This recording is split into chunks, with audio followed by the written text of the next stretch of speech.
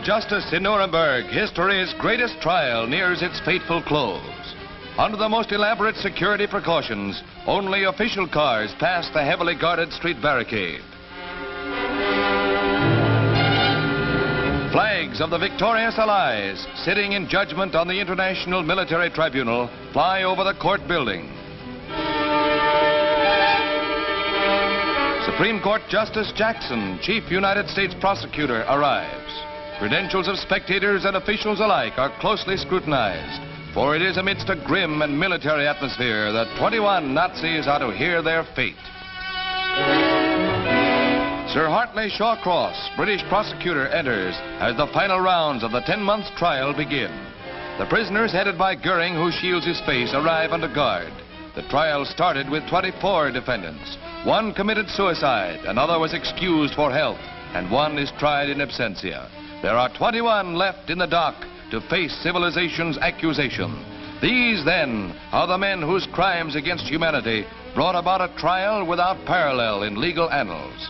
It is doomsday and the day of reckoning as the court rises for one of the closing sessions. The world's finest legal talent has been contributed to the tribunal of 4 nations, which takes its place.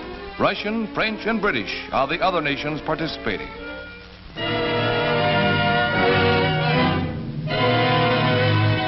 The Nazi hierarchy is there to answer for 10 years of plotting of the Ribbentrop, Keitel, and Kaltenbrunner brand, for the Goering and Hess fanatical cruelties, for the whole program of pillage and murder. Now it is civilization's turn to read their monstrous crimes into the record. Murder or ill treatment of prisoners of war or persons on the seas. Killing of hostages. Plunder of public or private property. Wanton destruction of cities, towns, or villages, or devastation not justified by military necessity. C. Crimes against humanity, namely murder, extermination, enslavement, deportation, and other inhumane acts committed against any civilian population before or during the war. For many weary months, a mountain of incredible proof is piled up against these men. Millions of words of evidence have been heard by the judges. Thousands upon thousands of documents have been examined by the finest legal minds of the 4 nations.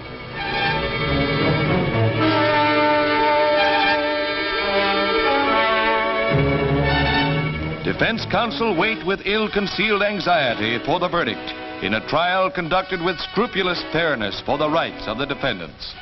Literally, tons of paper were removed after each long, drawn-out session of court.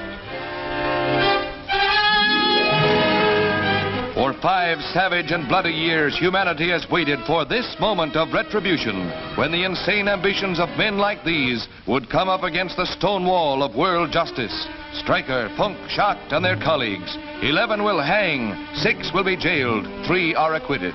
Sir Geoffrey Lawrence pronounces sentence. Defendant Hermann Wilhelm Goering, on the counts of the indictment on which you have been convicted, the International Military Tribunal sentences you to death by hanging.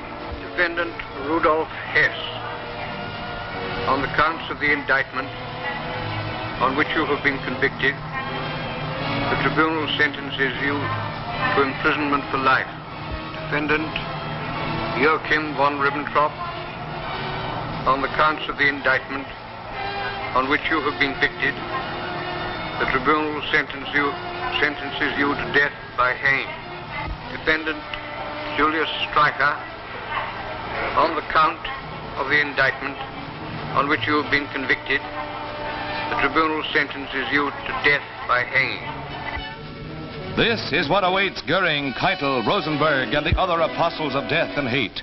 The only conceivable end for these merchants of aggression. And as they plunge the world into a bloodbath, it is fitting that they take their final plunge in ignominy.